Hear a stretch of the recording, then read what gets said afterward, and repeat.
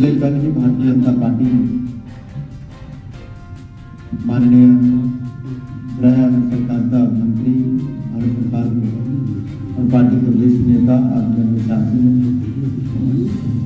उत्तर प्रदेश के लखनऊ में आकर भारतीय जनता पार्टी के संकल्प पत्र 2022 को जारी किया, जो प्रदेश के लोक कल्याण के लिए जारी किया गया। और इस संकल्प पत्र में अगर आप देखेंगे तो बहुत सारे, अगर आप कुल मिलाकर देखें तो पूरी पेज के अंदर अलग अलग वर्गों के लिए हमने अपनी ओर से वो सब बातें रखी हैं कि किस तरह से प्रदेश का विकास होगा। आज मैं एक विषय को लेकर आप सबके सामने आया, क्योंकि किसी भी समाज, किसी भी प्रदेश में जहां मातृशक्ति का सम्मान होता है, उसी का ही उद्धार उत्थान भी होता है, उसी की प्रगति भी होती, विकास भी होता है।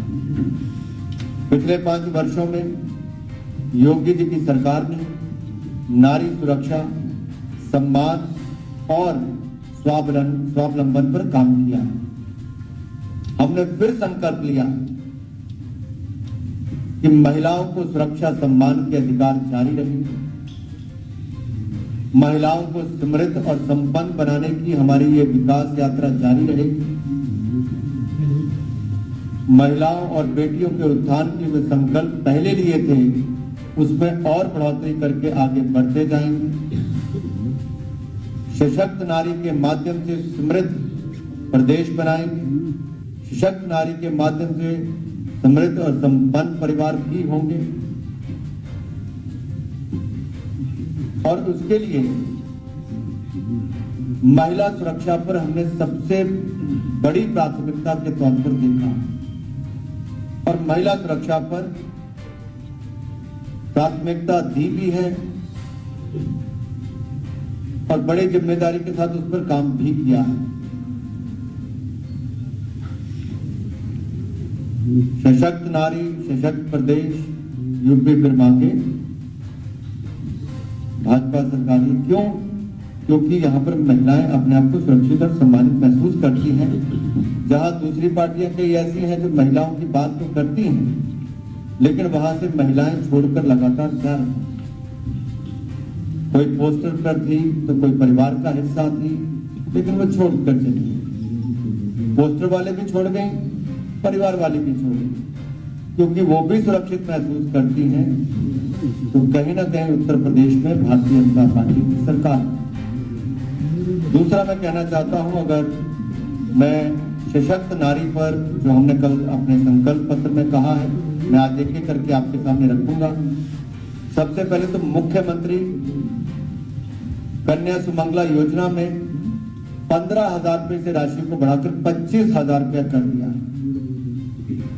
यही नहीं, मुख्यमंत्री सामूहिक विवाह अनुदान योजना के अंतर्गत भी गरीब परिवार की बच्चियों को 1 लाख रुपए तक का अब इसमें से सहायता दी जाएगी। ये 51,000 से बढ़ाकर 1 लाख रुपया की गई है। और इसके साथ साथ जो करोड़ों बहनों को उज्ज्वला योजना के अंतर्गत रसोई गैस के सिलेंडर दिए गए, अब होली और दीपावली पर 2 रसोई गैस के सिलेंडर बहनों को मुफ्त में दिए जाएंगे। एक बड़ी सुविधा है उस दृष्टि से। चौथा, 60 वर्ष से ज्यादा की आयु की महिलाओं को सरकारी यातायात में, बसों में मुफ्त बस सेवा का प्रावधान भी किया गया है। जैसा मैंने कहा कि सुरक्षा हमारे लिए महिला की प्राथमिकता, यानी कि महिला सुरक्षा हमारे लिए प्राथमिकता है। और उसके लिए जहां पहले 3 महिला पुलिस बटालियन बनाई गई, सैकड़ों बहनों को रोजगार का अवसर भी मिला, पुलिस में भर्ती भी हुई। अब 3 के बजाय 6 महिला पुलिस बटालियन हो जाएंगी, 3 नहीं बनाई जाएंगी। इसके अलावा हमने सीसीटीवी कैमरा लगाने की बात कही, जिससे महिला सुरक्षा को और बढ़ावा मिलेगा। और 3,000 पिंक पुलिस बूथ बनाने की बात कही है, जहां पर महिला जाकर अगर कोई किसी के साथ अन्याय भी होता तो अपनी कंप्लेंट दर्ज करा सकती है, उचित कार्रवाई करनी है। इसके अलावा महिलाओं को सरकारी नौकरियों में, क्योंकि हम बात करें समृद्ध और संपन्न करने की, उससे पहले एक विषय में और कह दूं कि बाजारों में भी जब गांव की महिला कभी शहर में आती, कस्बे में भी, किसी छोटे से टाउन में भी जाती है, तो आपने देखा होगा शौचालय ना हो तो बहुत दिक्कत है। छोटे छोटे बच्चों के साथ आना, बुजुर्ग महिलाओं का आना, बेटियां बहू का आना, तो सबसे बड़ी दिक्कत होती है शौचालय का ना होना। हमने तय किया है कि हम 1000 करोड़ रुपए की लागत से सार्वजनिक स्थलों पर महिलाओं के लिए शौचालय का निर्माण करेंगे और उनका रखरखाव भी सुनिश्चित करेंगे, और इसको मिशन पिंक टॉयलेट के नाम से ही आगे चलाया जाएगा। महिलाओं की समृद्धि के लिए जहां एक और सरकारी नौकरियों में, चाहे यूपीएससी की बात हो, यूपीएसएससी की बात हो, या फिर और सरकारी नौकरियां जो है, वहां पर भी महिला की जो अभी संख्या है, जितनी नौकरियां, उससे उसको दुगना करने का काम अगले 5 वर्षों में पूरा कर लेंगे। स्वयं सहायता समूह एक बहुत बड़ा प्लेटफॉर्म है जिसके माध्यम से बहनों को रोजगार स्वरोजगार के अवसर मिलते हैं। हम पूरे उत्तर प्रदेश में 5000 करोड़ रुपए की लागत से 5 लाख नए स्वयं सहायता समूह बनाएंगे, ताकि उन बहनों को रोजगार स्वरोजगार के अवसर मिले, और इन स्वयं सहायता समूह में काम करने वाली बहनों को क्रेडिट कार्ड की सुविधा देंगे। ये क्रेडिट कार्ड में 1 लाख रुपए तक की आने वाले समय में इसमें सुविधाएं दी जाएंगी, यानी कि कोई भी बहन अपने क्रेडिट कार्ड के माध्यम से आने वाले समय में 1 लाख रुपए तक का खर्च कर पाए। इतनी बड़ी सुविधा, इतने बड़ा सशक्तिकरण शायद आज से पहले नहीं हुआ। आपने देखा होगा बहुत सारे ब्याज के काल चक्र से ही नहीं निकल पाते, उसी में फंसे रहते हैं। बैंकों से 2.5-3 गुना ज्यादा ब्याज भी गरीब परिवारों को कई बार देना पड़ता था। उससे भी मुक्ति सेल्फ हेल्प ग्रुप को, जहां एक और अनुदान मिलेगा सेल्फ हेल्प ग्रुप शुरू करने का, लाखों बहनों को फायदा होगा, वहीं पर उनको एसएचजी क्रेडिट कार्ड के माध्यम से भी 1 लाख रुपए तक की क्रेडिट की सुविधा मिल पाएगी। रानी लक्ष्मीबाई योजना के अंतर्गत मेधावी छात्राओं को स्कूटी देने की बात हमने कल घोषणा की है। ये हमारी उन बेटियों को, उन बहनों के लिए है जो शिक्षा के क्षेत्र में अच्छा भी कर रहे हैं, उत्तर प्रदेश और देश का भविष्य विकल करेंगी। बेटियों के लिए मुफ्त स्कूटी की सुविधा, ये अपने आप में उनके और सशक्तिकरण की ओर ले जाएगी। सभी आंगनवाड़ी की कार्यकर्ताओं को और स्वास्थ्य सखियों को आयुष्मान भारत के अंतर्गत हम स्वास्थ्य बीमा मिशन मोड पर प्रदान करेंगे, ताकि वो भी इस योजना का लाभ उठा सकें। खेलों में भारत की बेटियों ने शानदार काम किया। उत्तर प्रदेश में भी महिला एथलीट्स ने प्रदेश का नाम देश और दुनिया में रोशन किया है। 500 करोड़ रुपए की लागत से स्टेट टैलेंट सर्च एवं डेवलपमेंट स्कीम की शुरुआत करेंगे, जहां महिला खिलाड़ियों को चुना जाएगा उनकी प्रतिभा के अनुसार, और उनको 5-5 लाख रुपए की वित्तीय सहायता देने का हम काम भी करेंगे। इसके अलावा विधवा एवं निराश्रित महिलाओं को 1500 रुपए की पेंशन देने का काम भी भारतीय जनता पार्टी की सरकार करेगी। आपको याद होगा, ये वृद्ध विधवा दिव्यांग पेंशन पूर्व की सरकार में मात्र 300 रुपया मिलती थी, हमने बढ़ाकर उसको 1000 किया, अब हम उसको बढ़ाकर 1500 करने वाले हैं। इसलिए महिलाओं की सुरक्षा, सम्मान, अधिकार ये आगे भी निरंतर जारी है। इसके लिए हम इस संकल्प पत्र में सशक्त नारी के अंतर्गत इसको लेकर आए हैं, और हम उत्तर प्रदेश की अपनी बहनों को, मातृशक्ति को विश्वास दिलाते हैं कि योगी सरकार आपकी सुरक्षा के लिए काम भी करती रहेगी, समृद्ध, संपन्न और स्वावलंबन के लिए भी आगे हमारी सरकार समर्पित रहेगी। हिमांशु जिसका एक एक नाम लेते जाएंगे। आज आपने किसी महिलाओं पर बातचीत शुरू की है, आज ही बड़ा डेवलपमेंट हुआ है। कांग्रेस के जो पोस्टर लगे हुए शक्ति धाम की उन्होंने बातचीत में अध्यक्ष उन्होंने सीधे ये कहा है कि और प्रियंका गांधी मुझे टाइम नहीं देती है, कभी 2 साल से मैंने भी टाइम में नारी हूँ और यहाँ तक कहा है कि ईमानदारों की कोई तरजीह नहीं है। ये उनकी पोस्टर का आरोप है और उन्हें इस्तीफा दिया है। ये कानून को देखिए, कांग्रेस पार्टी के नेता तो छोड़ते ही थे। कांग्रेस में जो वरिष्ठ नेता है उनकी अनदेखी तो हुई, वो तो कांग्रेस छोड़ने पर मजबूर ही हो गए। जो नई युवा पीढ़ी को भी तैयार करने का काम करते थे, कांग्रेस की नीतियों से त्रस्त होकर वहां के भ्रष्टाचार के तंत्र को देखकर आज कांग्रेस से युवा पीढ़ी भी कन्नी काट रही। उनके पोस्टर गर्ल्स भी छोड़कर जा रहे हैं, भ्रष्टाचार के गंभीर आरोप लगा रहे हैं, अनदेखी की बातें कर रहे हैं। ये प्रियंका वाड्रा जी के ऊपर इतने बड़े आरोप एक के बाद दूसरे लगे हैं। प्रियंका वाड्रा जी को इस पर जवाब देना चाहिए, राहुल गांधी जी को जवाब देना चाहिए कि आखिरकार टिकटों की नीलामी के आरोप, गंभीर भ्रष्टाचार के आरोप, महिलाओं की ही अनदेखी के आरोप कांग्रेस के ऊपर जो लग रहे हैं, क्या इसके लिए कांग्रेस का ये परिवार जिम्मेदार नहीं? कांग्रेस की ये नीतियां जो भ्रष्टाचार से जुड़ी हैं, क्या वो जिम्मेदार नहीं?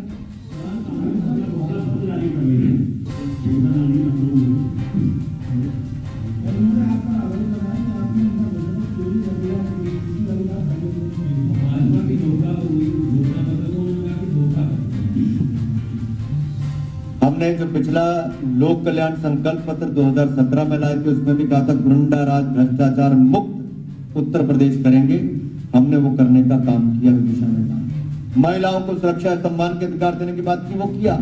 हमने 70 लाख रोजगार स्वरोजगार की बात की थी, हमने 3 करोड़ रोजगार स्वरोजगार देने का काम पिछले 5 वर्षों में किया। हमने जो कहा वो करके दिखाया है। भाजपा ने करके दिखाया है, भाजपा फिर करके दिखाएगी।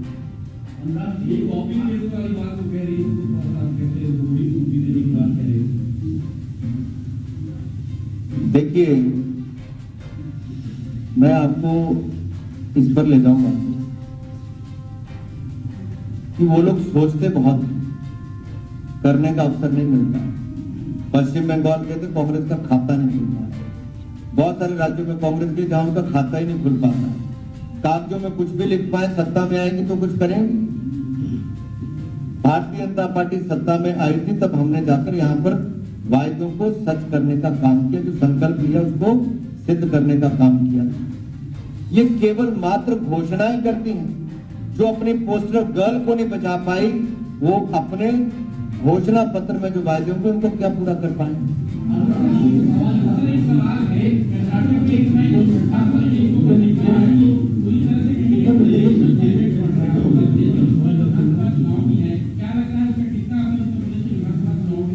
एक एक करके सवाल आने दीजिए। पूछिए क्या सवाल, क्या सवाल है?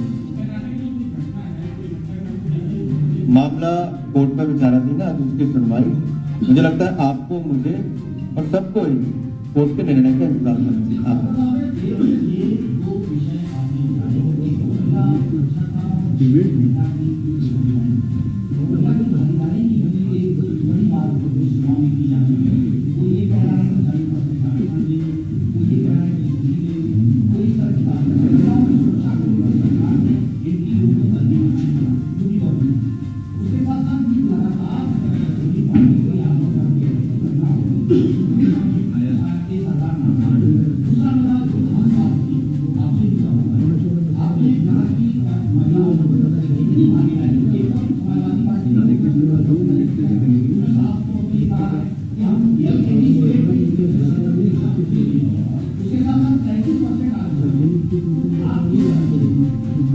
बसपा और सपा की सरकार में तो वातावरण ऐसा होता था कि बच्चियां घर से बाहर निकलने पे डर महसूस करती। मुफ्त शिक्षा देने की बात तो दूर की। अगर दंगे होंगे, महिलाओं के खिलाफ अत्याचार होगा, महिलाओं के अपराध की घटनाएं बढ़ेंगी, जो सपा बसपा के शासनकाल में थी, तो आप कहां से शिक्षा की बात करते हो? सुरक्षा हमने दी, तब जाके शिक्षा का सुधार भी हो पाया। सुरक्षा सबसे पहला कदम है जिसके कारण शिक्षा भी, व्यापार भी और रोजगार कारोबार भी बढ़ते हैं। इसलिए सुरक्षा के लिए हमारी सरकार समर्पित है और आगे भी रहेगी। दूसरी बात जो महिलाओं को लेकर की गई, हमने हर परिवार को महीने में 2 बार मुफ्त में राशन दिया। ना बसपा ने दिया, ना सपा ने दिया, ना कांग्रेस ने दिया। अब हमने ही 2 उज्ज्वला लाभार्थियों को मुफ्त में रसोई गैस के सिलेंडर होली और दीपावली पर देने की बात कही, इन्होंने नहीं किया। इनके समय तो रसोई गैस के सिलेंडर नहीं थे, लकड़ी इकट्ठी करके धुआं निकलता था, आंखों से आंसू निकलते थे।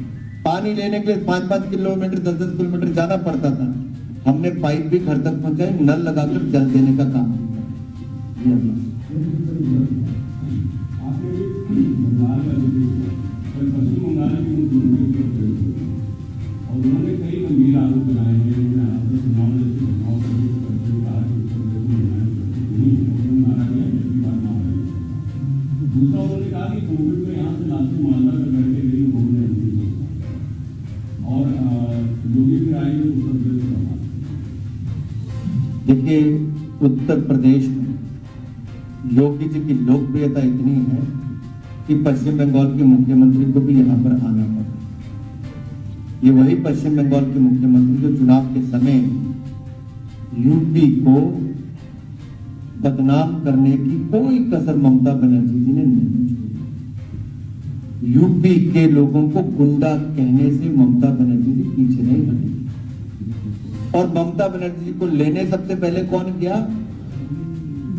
जिनके राज्य में गुंडों को संरक्षण मिलता था, अपराध की घटनाएं, माफिया राज को बढ़ावा मिलता था, वो लेने सबसे पहले ममता बनर्जी जी को सबसे पहले गए।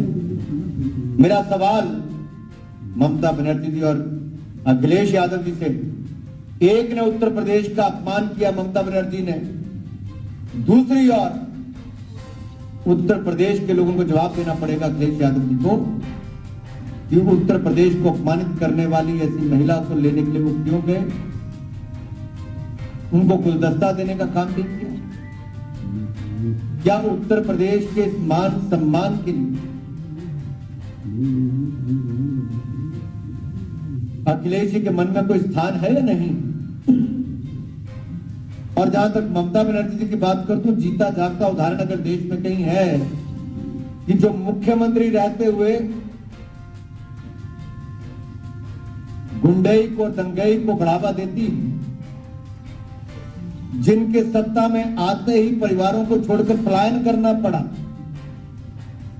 दूसरे दलों के कार्यकर्ताओं को मारपीट करके वहां से भगाने का काम हुआ। ये एक दंगई दूसरे राज्य से आकर उत्तर प्रदेश में दंगा करवाने वाली पूर्व सरकार के मुखिया अखिलेश यादव से हाथ मिलाने वाले। उत्तर प्रदेश दंगा मुक्त हुआ है।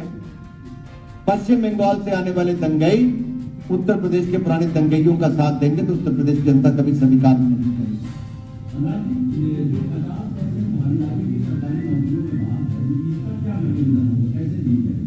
देखिए, हमने पहले महिला पुलिस बटालियन 3 हमने बनाई, अब हम उसको 6 करने जा रहे हैं, दुगनी करने जा रहे हैं।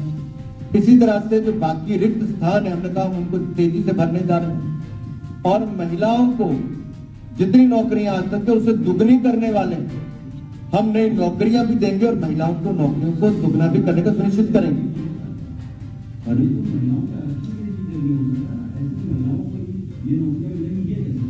निश्चित तौर पर होगा। रोजगार स्वरोजगार के जब अवसर बढ़ते हैं तो उसकी संख्या भी बढ़ने ही वाली है और सरकारी नौकरियों के जो रिक्त स्थान है उनको जब भरेंगे तो निश्चित तौर पर दुगनी हो ही जाएगी। और इसके लिए हम संकल्पबद्ध हैं। हमने जो भी किया है उसके लिए कानून बनाना पड़ता है, कानून बनाएंगे, कुछ और करना पड़ता है वो भी करेंगे, लेकिन महिलाओं के लिए नौकरियों को दुगने करने का हमने संकल्प लिया है, इसको सिद्ध करके ही देंगे।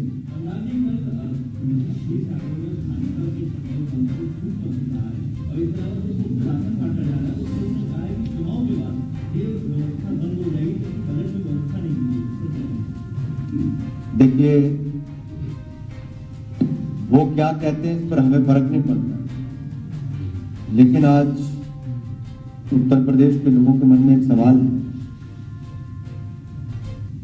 कि सपा अपना संकल्प पत्र जारी करने आए या घोषणा पत्र जो भी करना है, जो मैंने नाम दिया होगा,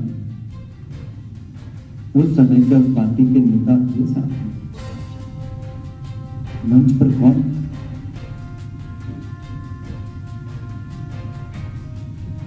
था मंच पर साहब? उस पिक्चर को एक बार वापस याद करना चाहिए। ये अपने आप में दिखाता है समाजवादी पार्टी सुन्नी हो रही है, खाली हो रही है, अपने छोड़कर जा रहे हैं, अपनों का ही साथ मंच पर नहीं मिल पा रहा है। ये अपने आप में दिखा रहे हैं कि समाजवादी पार्टी की हालत इस चुनाव के बाद क्या होने वाली है, उसका एक ट्रेलर कल देखने को मिलेगा।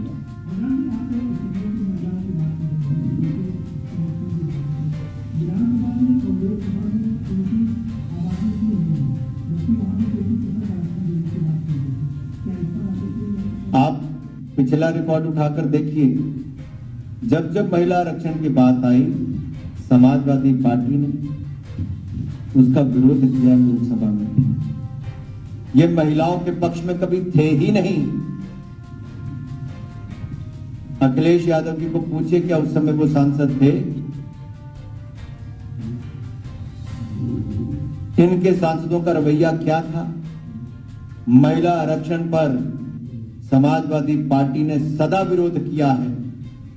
उनके आरक्षण पर भी, उनके विकास पर भी रोड़ा अटकाया है, और महिलाओं को असुरक्षित करने का काम किसने किया है? तो समाजवादी पार्टी के समय।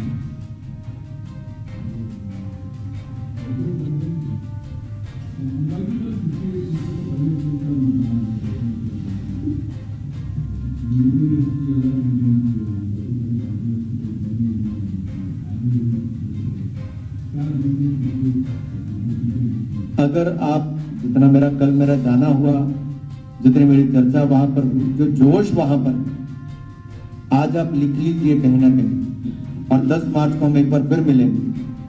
पिछली बार से ज्यादा सीटें भारतीय जनता पार्टी पश्चिम उत्तर प्रदेश में जीतने जा रही है। पहले फेज में उससे ज्यादा बड़ी संख्या में हम सीटें जीतने जा रहे हैं। एक अलग वातावरण, जोश बिल्कुल अलग। और कल भारी मतदान के बाद आप देखेंगे भारतीय जनता पार्टी की सीटें भी बढ़ेंगी और मतदान भी बढ़ेगा।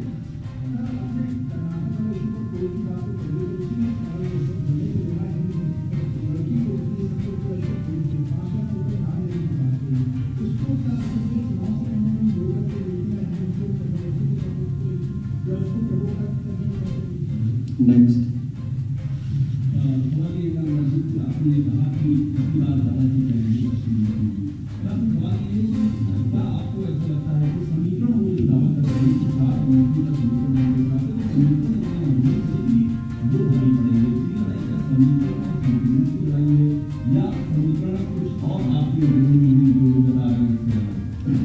हमने सबके लिए काम किया, सबका साथ, सबका विकास, सबका विश्वास, इस मूल मंत्र के साथ काम किया है। 5 वर्षों में ना जाति देखा ना धर्म देखा, जिसके हक थे उसको अधिकार देने का काम किया है।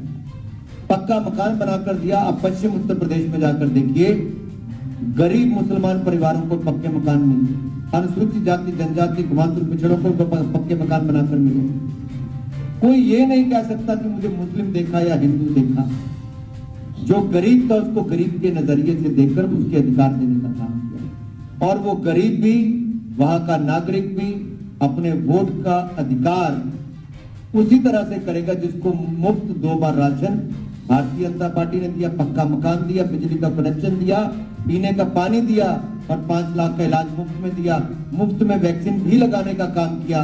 वो ये नहीं देखेगा कि उसकी जाति धर्म क्या है, वो ये देखेगा उसको अंधेरे से निकालकर उजाले में लाने का काम किसने किया, कच्ची झोंपड़ी से पक्का मकान किसने दिया, सूखे गले को पीने का पानी किसने दिया है। ये गरीब की जुबान पर होगा, और वोट जब बटन दबाएगा तो कमल ही दिखाई देगा, कमल ही। धन्यवाद।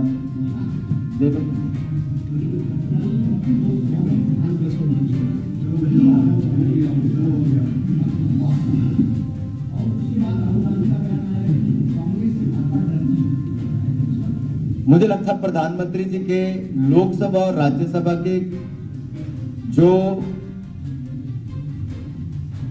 राष्ट्रपति जी के मुद्दे जो उत्तर देते हुए अपना जवाब दिया, एक ऐतिहासिक मैं कहूं अगर रिप्लाई अगर पार्लियामेंट के दोनों हाउसेज में हुआ, उस भाषण में इतना गहराई है, गंभीरता, इतना कंटेंट, ना केवल कांग्रेस को आईना दिखाया, देश के सामने कांग्रेस की सही पिक्चर दिखाई कि कांग्रेस ना होती तो क्या। मुझे लगता है उसको बार बार देखना भी चाहिए, दिखाना भी चाहिए। देश के सामने कांग्रेस का असली चेहरा दिखाने का काम प्रधानमंत्री मोदी जी ने लोकसभा राज्यसभा में किया, और किस तरह से देश को बांटो और राज करने का काम कांग्रेस ने वर्षों वर्षों तक किया। ये तुष्टीकरण की राजनीति के कारण देश का बंटाधार कांग्रेस ने कैसे किया, ये सब देश के सामने आया। और जम्मू कश्मीर पर कांग्रेस की जो नीतियां थी, जिसके कारण 43,000 लोगों को जान गंवानी पड़ी, हमारे सुरक्षा कर्मियों से लेकर आम नागरिक को, उसके कारण कितना नुकसान हुआ। जिस तरह से कांग्रेस की नीतियों के कारण देश पिछड़ता चला,